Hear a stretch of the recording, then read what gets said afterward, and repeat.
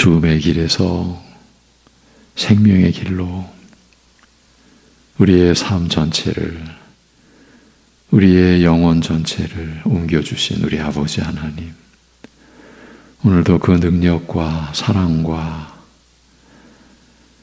그 긍휼과 그 선하심을 찬송함으로 하루를 열게 하시니 감사합니다. 십자가에 못 박히신 그리스도를 우리의 삶의 전 목표로 삼고 오직 그 십자가를 위로로 삼고 십자가에 못 박히신 그리스도께서 우리의 모든 것을 이루어 주신 그 믿음으로 살게 하심을 감사합니다. 이 믿음을 빼앗으려는 온갖 시도와 그 세력들을 모두 이기신 주님께서 지켜주시고 인도해 주시오니 오늘도 그 믿음으로 살려고 하는 우리의 힘과 지혜가 되어주신 그리스도 안에서 살아가게 하여 주시옵소서. 예수님의 이름으로 기도하옵나이다. 아멘. 고린도전서 1장 17절에서 20절 보시고 이사야 29장 말씀을 보겠습니다. 고린도전서 1장 17절에서 20절 먼저 보십니다. 17절에서 20절. 다 같이 그리스도께서 나를 보내심은 세례를 베풀게 하려 하심이 아니요 오직 복음을 전하게 하려 하심이로되 말의 지혜로 하지 아니함은 그리스도의 십자가가 헛되지 않게 하려 함이라. 십자가의 도가 멸망하는 자들에게는 미련한 것이요 구원을 받는 우리에게는 하나님의 능력이라. 기록된 바 내가 지혜 있는 자들의 지혜를 멸하고 총명한 자들의 총명을 폐하리라 하였으니 지혜 있는 자가 어디 있느냐, 선비가 어디 있느냐, 이 세대의 변론가가 어디 있느냐. 하나님께서 이 세상의 지혜를 미련하게 하신 것이 아니냐. 아멘. 이사야 29장 13, 14절 두 절만 보시겠습니다. 이사야 29장 13절, 14절 두 절입니다. 구약 1000페이지.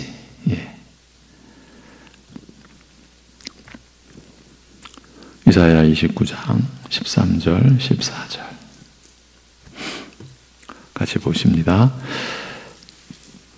주께서 이르시되 이 백성이 입으로는 나를 가까이 하며 입술로는 나를 공경하나 그들의 마음은 내게서 멀리 떠났나니 그들이 나를 경외함은 사람의 계명으로 가르침을 받았을 뿐이라. 그러므로 내가 이 백성 중에 기이한 일, 곧 기이하고 가장 기이한 일을 다시 행하리니 그들 중에서 지혜자의 지혜가 없어지고 명철자의 총명이 가려지리라. 아멘. 이틀 전부터 고린도전서 본문 19절에서 인용된 이사야 29장의 말씀을 대략적으로 살펴보는 중입니다. 바울은 그리스도께서 나를 보내심은 오직 복음을 전하게 하려 하심이로되 말의 지혜로 하지 아니함은 그리스도의 십자가가 헛되지 않게 하려 함이라고 밝히고 있습니다.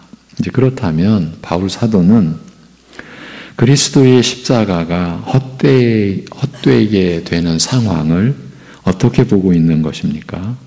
어떤 일이 벌어지면 그리스도의 십자가가 헛되게 되는 것입니까?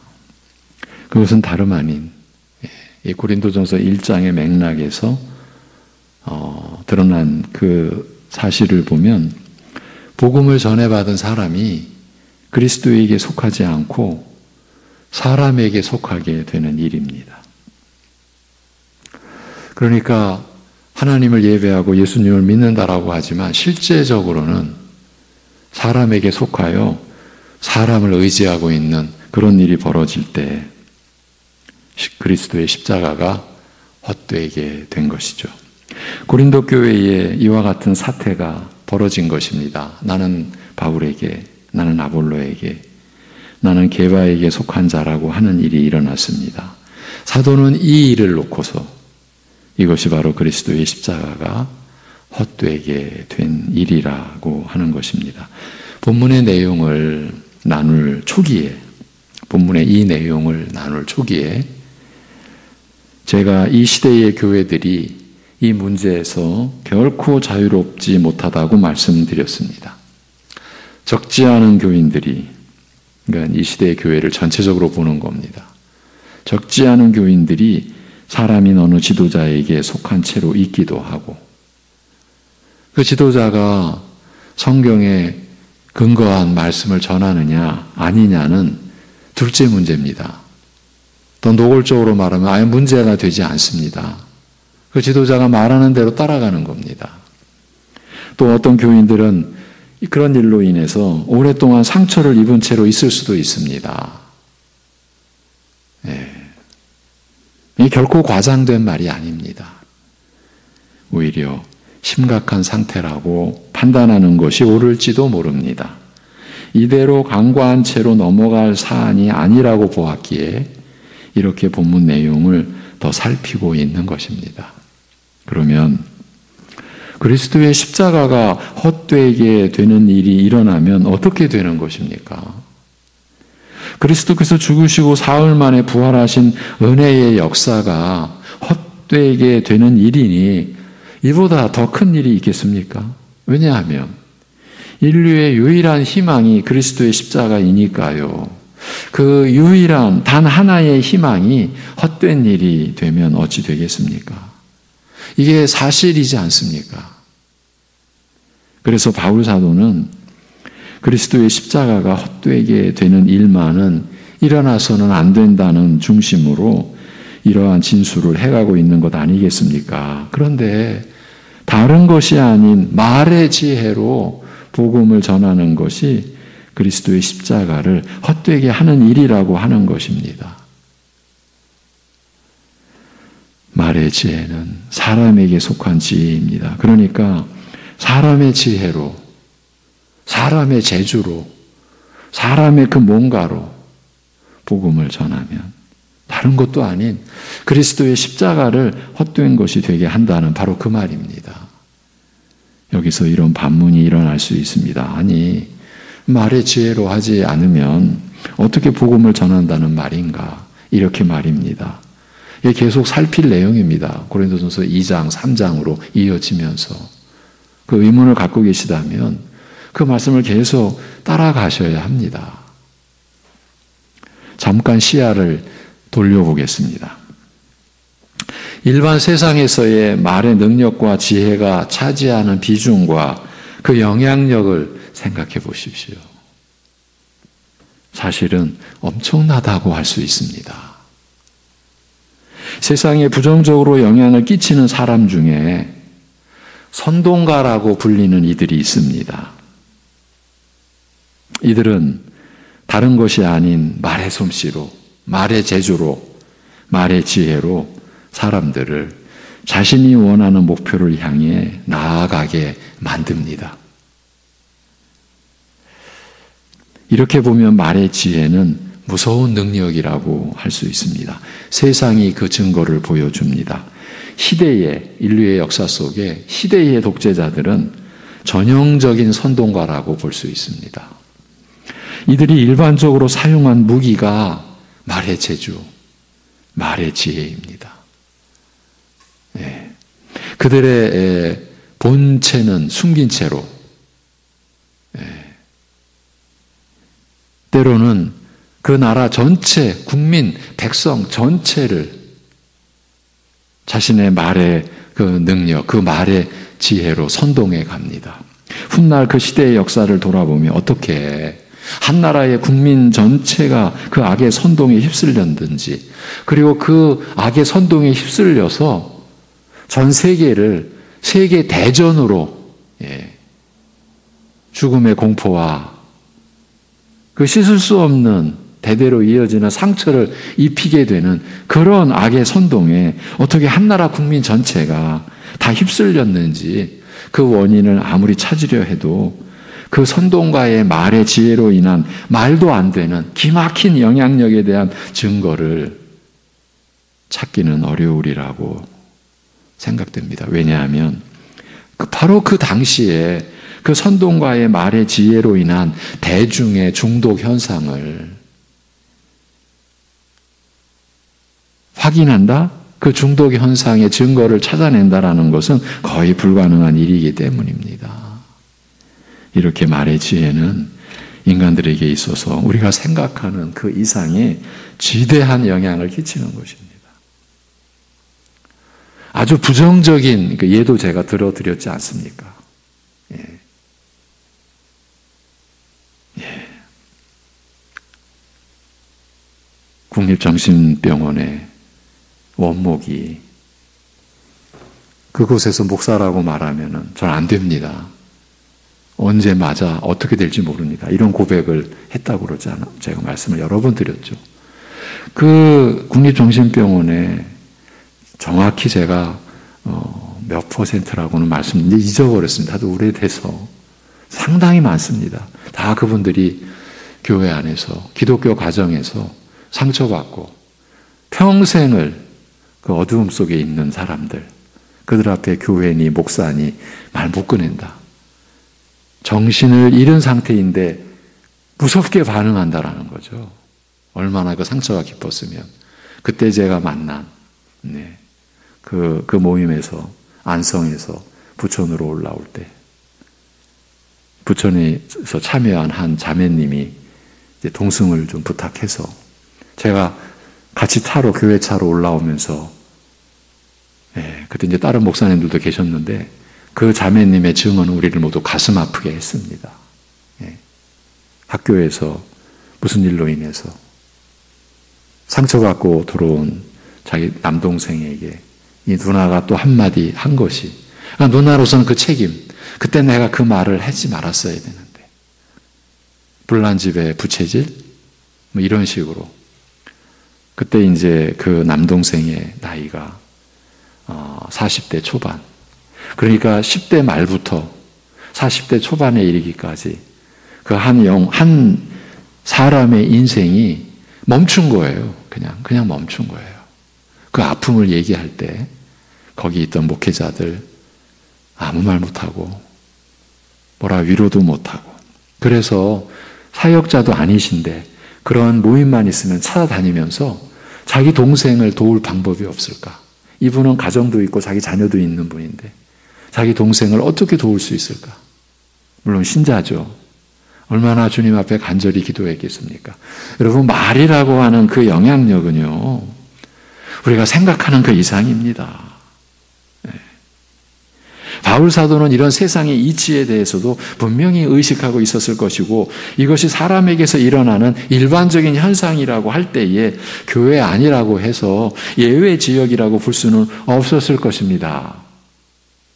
그래서 사도 바울은 왜 말의 지혜로 하는 것이 그리스도의 십자가를 헛되게 하는 것인지 그 이유를 밝혀가는데 그 내용이 본문 1장 18절 이하에 말씀드리고 그중 19절은 오직 복음을 전하고자 하는데 그리스도의 십자가가 헛되지 않게 하려고 말의 지혜로 하지 아니하는 더 근본적인 이유가 있다는 점을 상세히 밝히고 있는 내용입니다. 그런데 충격적일 정도로 놀라운 사실이 여기서 드러나는데 그 근본 이유라는 것이 다름 아닌 하나님께서 지혜로운 자들의 지혜를 멸하고 총명한 자들의 총명을 폐하리라고 말씀하셨기 때문이라는 것입니다. 이런 사실을 알고 있는 바울 사도의 입장에서는 고린도 교회의 다수의 교인들이 인간의 말의 지혜를 신봉하며 각자 자기가 바라는 지도자에게 자신을 내어준 이 사태를 대하면서 얼마나 탄식했겠으며 또한 얼마나 두려워했겠습니까? 19절에서 기록된 바라고 하며 사도가 인용한 구절은 구약의 이사야 29장 14절의 말씀입니다. 13절부터 보면 다시 한번 들려드리겠습니다. 주께서 이르시되 이 백성이 입으로는 나를 가까이 하며 입술로는 나를 공경하나 그들의 마음은 내게서 멀리 떠났나니 그들이 나를 경외함은 사람의 계명으로 가르침을 받았을 뿐이라. 그러므로 내가 이 백성 중에 기이한 일, 곧 기이하고 가장 기이한 일을 다시 행하리니 그들 중에서 지혜자의 지혜가 없어지고 명철자의 총명이 가려지리라고 기록되어 있습니다. 바울 사도가 인용한 구절은 14절인데 앞선 13절 안에 고린도전서에서 사도 바울이 문제시하고 있는 말의 지혜와 연관된 내용이 기록되어 있다라고 했습니다. 이 백성이 입으로는 나를 가까이 하며 입술로는 나를 공경하나 그들의 마음은 내게서 멀리 떠났나니라고 하면서 그들이 나를 경외함은 사람의 계명으로 가르침을 받았을 뿐이라고 하는 이 구절입니다. 이 하반절의 직역은 사람의 계명이 가르쳐지고 있다는 뜻입니다. 연결해서 보면 그들의 나를 경외함은, 그들이 나를 경외한다라고 하는 것은 인간의 계명이 가르쳐지고 있는 것이다. 어색하지만 이렇게 직역이 됩니다. 저들의 하나님을 경외함과 인간의 계명이 가르쳐지고 있는 것이 동격으로 표기되어 있는 문장인 거예요. 그러니까 여호와를 경외하는 신앙이 인간의 계명이 가르쳐지는 것으로 되어 있다라는 말이에요. 이게 이스라엘의 영적 실태였어요. 이렇게 생각을 연장해 볼수록 말이 안 되는 일이 일어났었다라는 사실을 알 수 있습니다. 여호와를 경외하는 신앙을 어떻게 사람의 계명으로 가르칠 수 있습니까? 그런데 예루살렘 백성들 안에서 이런 일이 발생한 것입니다. 결국 어떤 사태가 발생한 것입니까? 여호와 하나님과 인간의 수준이 거의 동격이 되는 사태가 벌어진 것입니다. 바울 사도가 이 사태를 의식하고 있었지 않나 싶습니다. 복음을 말의 지혜로 전할 때 그리스도의 십자가를 인간의 수준이나 인간의 차원으로 변질시키게 될까 두려웠지 않나 싶은 겁니다. 결국 이렇게 되니까 어떤 현상이 나타났습니까? 그 현상에 대하여 하나님께서 친히 말씀하셨습니다. 이 백성이, 하나님의 백성이죠. 이 나의 백성이 입으로는 나를 가까이 하며 입술로는 나를 높이는다고 하나, 공경한다라고 하나, 그들의 마음은 내게서 멀리 떠났다. 그들의 마음은 멀리 있다는 거예요, 내게서.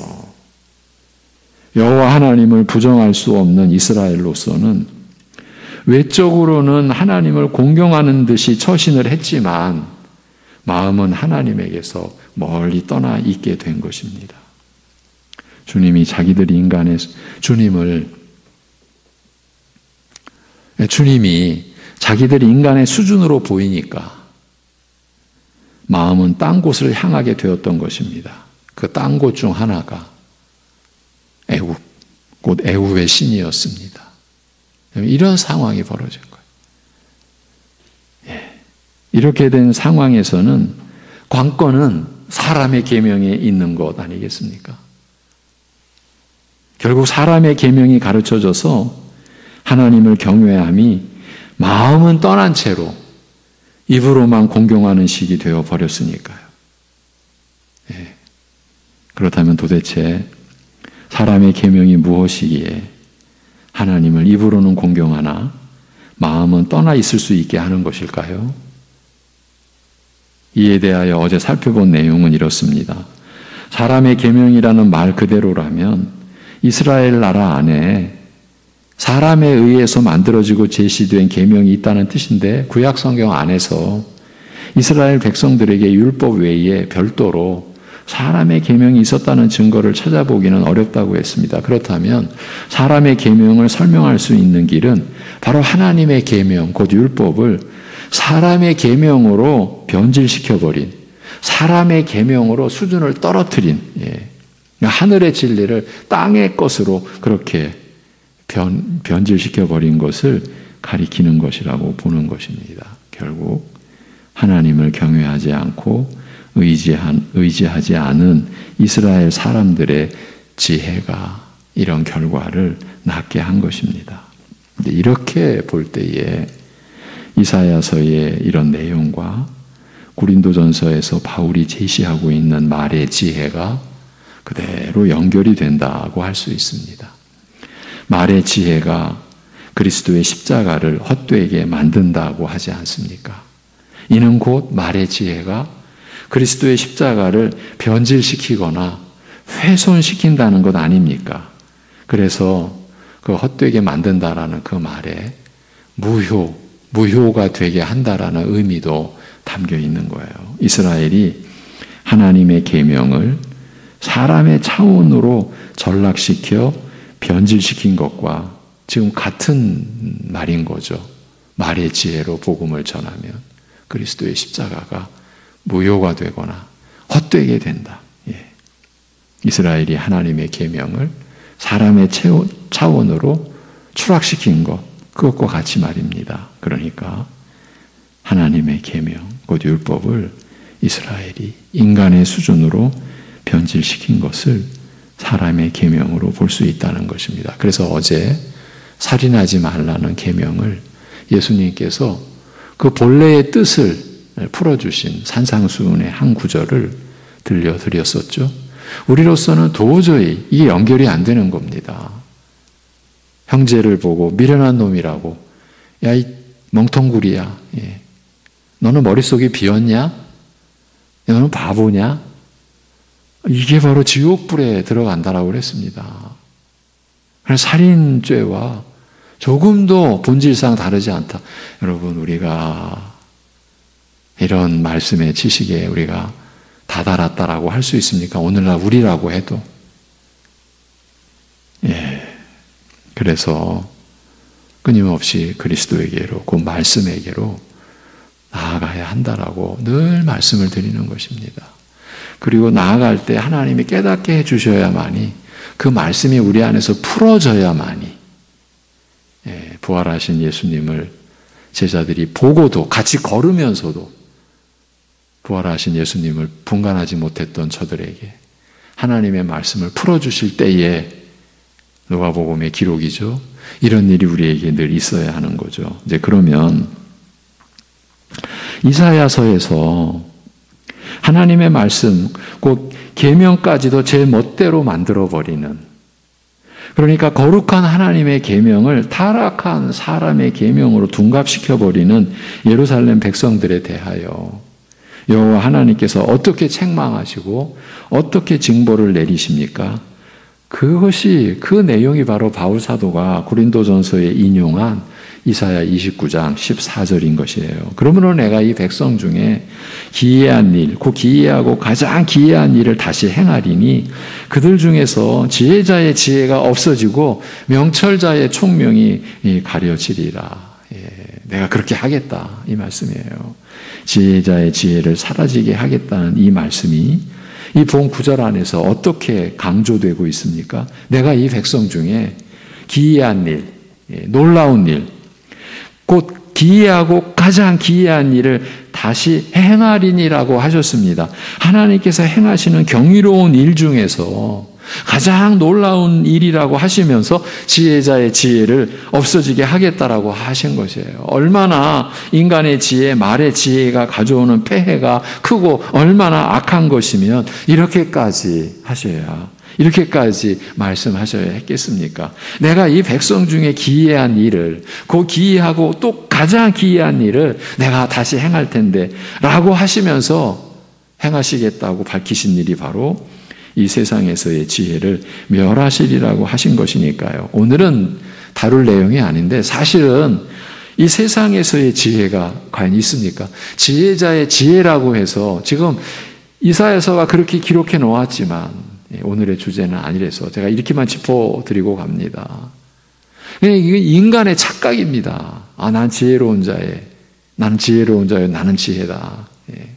이미 다 타락한 상태고, 여호와의 그 말씀, 계명조차도 그렇게 훼손시키는 그러한 상황인데 무슨 지혜가 있겠습니까? 그런데 현실에서는 있다라는 겁니다. 오늘날 우리라고 다를 바 있습니까? 그런데 그것들을 다 멸하시리라고 하신 것입니다. 그만큼 이 세상의 지혜, 곧 지혜자의 지혜를 멸하시는 것이 크고 중대한 일이라는 것을 하나님께서 이렇게 나타내셨습니다. 바울 사도가 바로 이 내용을 가져와서 복음을 전하는 일에서 말의 지혜가 쓰여져서는 안 된다라는 것을 강조한 것은 말의 지혜로 복음을 전하는 일의 폐해가 그만큼 크다는 것을 나타낸 것이죠. 다른 것도 아닌 그리스도의 십자가가 헛되게 되는 일이니까요. 인류의 유일한 희망인 복음을 무효화시키는 일이니까요. 이렇게 보면 볼수록 말의 지혜가 얼마나 무섭게 느껴지는지 모르겠습니다. 한때 말의 지혜를 마치 자신의 능력이나 은사로까지 여겼던 적이 있었지 않나 싶은데 이건 제 얘기입니다. 그때를 떠올리기가 두려울 정도입니다. 마치 말의 지혜를 행사하는 것이 내 권리인 것처럼 내 권리지 이렇게까지 여겼던 적이 있었지 않나 싶은 겁니다. 두려운 거죠. 아무것도 모르는 거죠. 정말 무식해서 용감했을 뿐이었던 거죠. 그런데 생각해 보니 이제 말씀을 맺을 텐데 생각해 보니 하나님의 계명 곧 율법을 유일하게 택함을 받은 백성 이스라엘이 자신들의 지혜로 사람의 계명으로 만들어버린 이 일은 이사야서에서 드러난 이 죽음의 사태는 복음을 전하는 일을 말의 지혜로 행해서 그리스도의 십자가를 헛되게 만드는 일과 본질상 동일한 것임을 알 수 있습니다. 이 지금 이사야서의 상황과 고린도전서의 상황이 드러내는 그 상황, 그 내용, 본질은 이 동일한 것이에요. 하나님의 계명인 율법이 자신의 죄를 깨닫게 해서 끝내는 메시아에게로 그리스도에게로 나아가게 하여 구원에 이르게 하는 것을 그 계명을 변질시켜 사람의 계명으로 만들어 그리스도에게로 나아가지 못하게 한 것이나 말의 지혜로 복음을 전하여 그리스도의 십자가를 헛되게 해서 구원의 은혜를 잊지 못하게 하는 것이나 이 다 한 가지가 아닙니까? 이렇게 이사야 29장과 고린도전서 1장은 결국에는 하나의 동일한 교훈을 포함하고 있었던 것이고 참 그 교훈을 나타내는 그 배경은 너무나 위험한 거죠. 왜? 인류의 유일한 그 희망인 복음을 헛되게 만들고 무효화시키는 그런 일을 드러내고 있는 것이니까요. 그러면서 하나의 동일한 교훈을 나타내주고 있는 것이니까요. 그런데 사도가 바로 이 점을 이 고린도전서 1장과 이사야 29장을 연결시켜서 같이 묶어서 그 천여 년의 그 시대적 그 차이는 있어도 인간이 만들어내는 그것도 하나님 앞에서 만들어내는 이 죄악된 상황은 동일하다라는 것. 그 속에서 우리가 경계해야 될 것이 무엇인가 하는 점을 드러내 준 것입니다. 요지는 말의 지혜입니다. 사람의 계명과 말의 지혜. 오늘날 우리가 자신의 말의 지혜를 의지하는 게 얼마나 무서운 일인가. 말씀의 일꾼이 말의 지혜를 사용한다라고 했을 때 그 나타날 그 폐해, 그건 본인도 모르는 거죠. 그리고 말씀의 사역자는 당연한 거고 성도님들도 말의 지혜를 붙들고 있을 때 그로 인하여 나타나는 악의 열매를 어떻게 다 돌아볼 수 있겠습니까? 이런 교훈을 우리에게 주고 있는 겁니다. 기도하겠습니다. 하나님 아버지,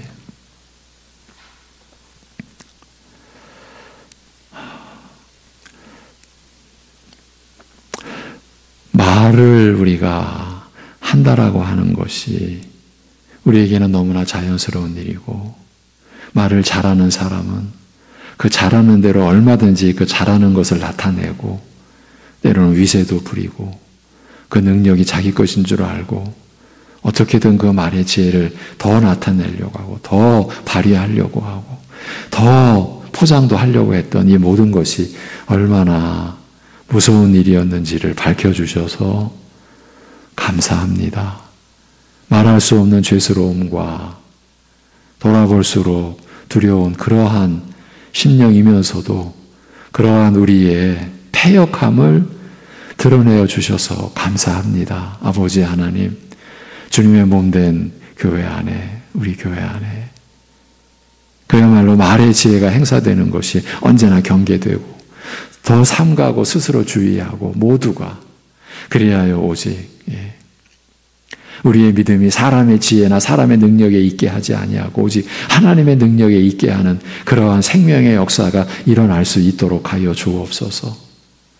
사람의 그 악한 지혜가 말의 지혜를 구사할 뿐만 아니라 하나님의 말씀도 사람의 계명으로 그렇게 변질시켜버리는 그러한 인간의 지혜, 말의 지혜의 그 추악한 영향력을 우리가 늘 경계할 수 있게 하여 주시옵소서. 말로 사람을 지배하는 것이 아니라 오히려 말로 서로를 섬길 수 있는 그 말 속에 담긴 주님의 성품의 그 온유함과 겸손함을 우리가 드러낼 수 있는 그런 성숙된 하나님의 사람이요 하나님의 자녀로 자라가게 우리를 인도하여 주시옵소서. 오늘도 이러한 연습과 훈련이 우리 안에 일어나게 우리의 입술을 주장하여 주시옵소서. 아버지 하나님, 주님의 몸된 교회 안에 여러 가지 일들이 일어나고 있습니다. 일어나야만 합니다. 그 모든 일들을 하나님의 나라가 이루어지는 곳으로, 하나님의 뜻이 하늘에서와 같이 이루어지는 곳으로, 오직 하나님의 존귀하신 이름만이 드러나는 것이 목표가 되는 그러한 일들로 모든 교회의 일들이 회복되어지고 이루어져 갈 수 있도록 은혜를 베풀어 주옵소서.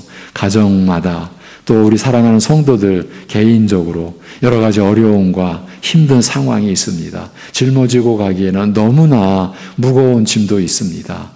어쩌면 한 발자국도 옮길 수 없는 그러한 상황도 있습니다. 주님께서 그 짐을 져주시고 주님이 그 마음에 상처를 보듬어 주시고 또 새 힘을 주시는 오늘을 누리며 경험하며 살아갈 수 있게 은혜를 베풀어 주시옵소서. 감사드리오며 주 예수 그리스도의 이름으로 기도하옵나이다. 아멘.